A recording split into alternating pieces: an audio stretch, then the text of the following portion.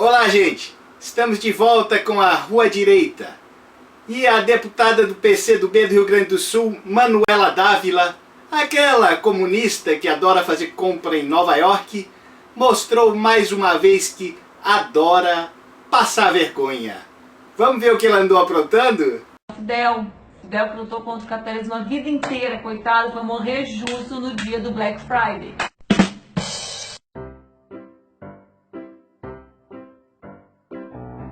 Gente, sabe como é, né? O Fidel morreu e aí começou a chover comentário na internet sobre Fidel, comunismo, os comunistas, iPhone, esse monte de coisa que o pessoal adora falar. E aí eu tava comprando, você sabe como é que é, né? Socialista de iPhone compra muito no Black Friday. Friday é sexta, viu, gente? Eu não pude responder vocês, aí a gente resolveu responder hoje. Começando pelo iPhone, se a gente pode ou não pode ter iPhone. Olha que ironia, o iPhone, que é um celular, teve início na pesquisa na União Soviética. Podiam dar uma estudadinha sobre o desenvolvimento tecnológico do mundo no período que existia países socialistas. Vocês vão perceber que na década de 60 a União Soviética tinha um desenvolvimento muito maior de tecnologia do que os Estados Unidos. Os celulares existem graças aos comunistas, gente. Será que vocês podem ter iPhone? Acho que não. Como é que é? Não, querida. O smartphone, na verdade, é uma adaptação de duas invenções. O telefone celular, que foi inventado pela empresa norte-americana Bell em 1947. E a internet, que foi inventada, olha só, pelo Pentágono americano no período da Guerra Fria, em 1969. A União Soviética realmente desenvolveu alguns celulares. O primeiro foi em 1955, 8 anos após a sua invenção pelos americanos, e muito longe de ser um iPhone. Aliás, sorte sua que o mundo não é comunista, porque se assim o fosse, os celulares seriam restritos aos agentes do governo. E só para lembrar, você sabe que a internet é proibida em Cuba e também na Coreia do Norte? Pois é, seu iPhone não ia funcionar em país comunista não. Nelson Mandela abraçado no Fidel. Aí eu recebi um comentário que era assim: não compara os dois. Não compara os dois. Eu não tô comparando, gente. A foto é verdadeira, não é montagem, não é essas coisinhas que vocês fazem na internet. Vocês podem gostar ou não gostar, mas os dois eram o quê? Comunistas. Vocês não sabiam? Não sabiam. O Mandela, que vocês adoram, que viram aquele filme Invictus, o Mandela era um comunista que combatia o quê? O racismo. Isso que vocês dizem que a gente inventou no Brasil, ele inventou também, de certo, o racismo na África do Sul. Ele inventou. Aí ficou na cadeia a vida inteira porque ele tinha inventado o racismo. Só pode. Olha, nessa eu sou obrigado a concordar com você. Mandela era comunista sim, e a foto é verdadeira. Mandela combatia o Partido Nacionalista da África do Sul, que era responsável pelo Apartheid, uma política de segregação racial. Que bom, né, que ele combatia isso? Até seria, se realmente ele combatesse a segregação. O que ele queria, no entanto, era uma revolução nos moldes de Lenin. Como é que ele operava? Explodindo minas em civis inocentes, matando negros não alinhados à sua causa comunista, fazendo greves incitadas à base de coerção e tortura. Quando ele assumiu o poder, ele iniciou reformas trabalhistas com leis altamente restritivas, impostos absurdos e uma política econômica que gerou inflação e desvalorização da moeda, além do desemprego que foi parar na casa dos 48%, onde os maiores afetados foram, quem diria, os próprios negros. Enfim, os dois são ídolos de vocês, Mandela e Fidel, não é, Manu? Todos os comunistas são ateus. O que os comunistas fizeram? Brasil, por exemplo. Jorge Amado, deputado federal constituinte. Tu adora Jorge Amado, Gabriela, não sabia que ele era comunista?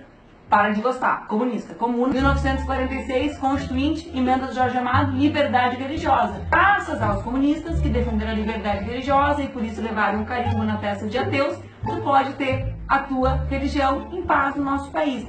Por que o Marx diz religião ópio do povo? Porque o pai do Marx teve que negar a religião para poder exercer a profissão, porque o Estado não era laico, o Estado era absolutista de uma religião. Estão compreendendo? Não, querida. O Jorge Amado realmente era comunista e foi deputado pelo PCB, o tal partidão.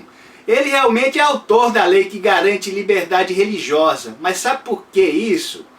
Porque havia muita perseguição na época às religiões de origem africana. É por isso que ele é autor da lei. O comunismo, meu anjo, não é contra a religião, é contra o cristianismo.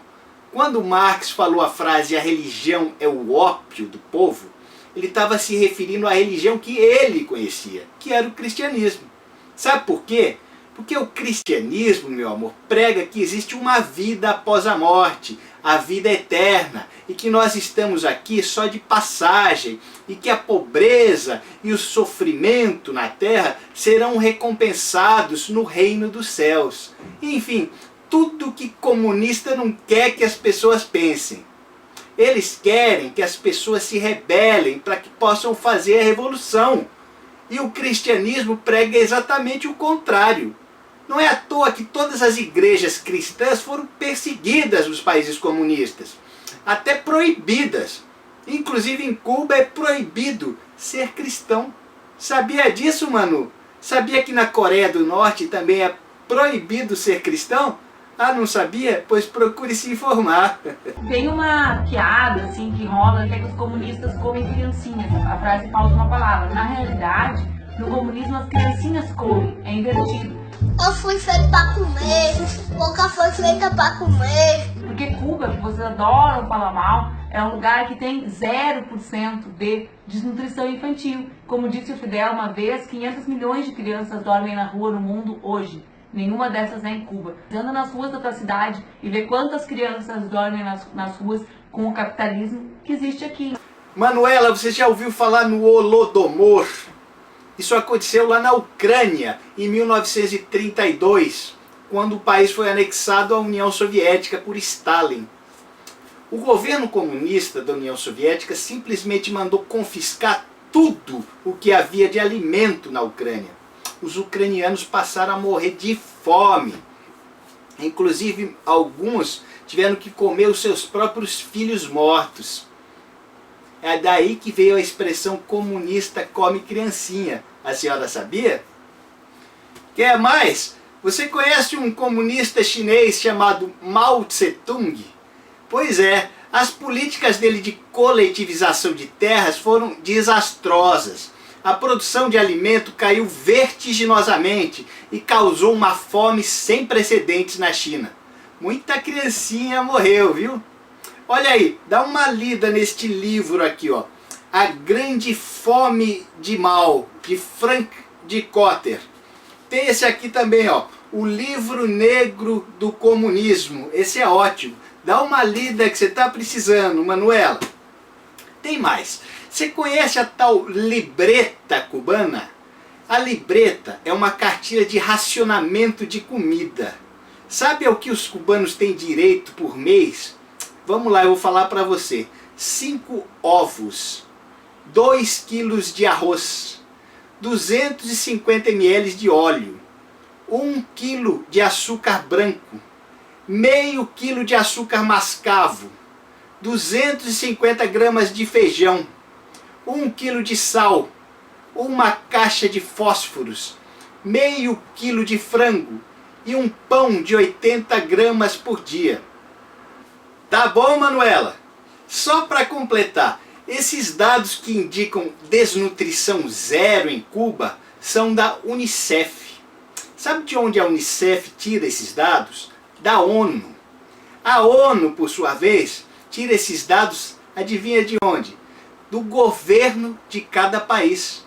Então esses dados vieram diretamente do governo comunista de Cuba. Você acha que são confiáveis?